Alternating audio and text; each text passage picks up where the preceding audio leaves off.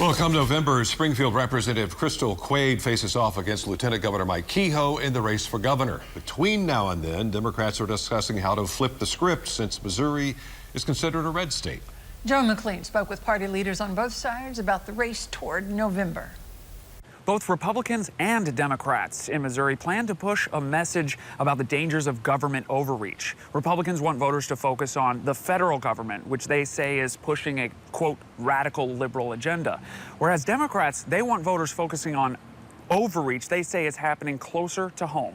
Many people have commented about, diversity is the strength of the Democratic Party, and our unity is our power. Missouri Democrats are looking at the next 12 weeks and crafting the case they'll make against more than 2 decades of Republican dominance in the state.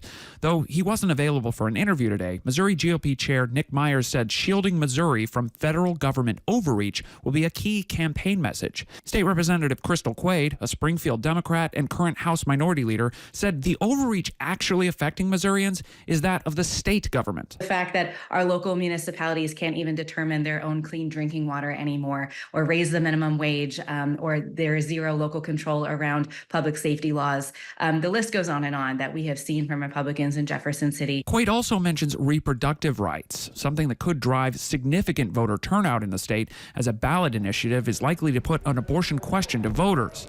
Ultimately, Democrats say they think voters are ready for a change. We're tired of the nonsense. We're ready.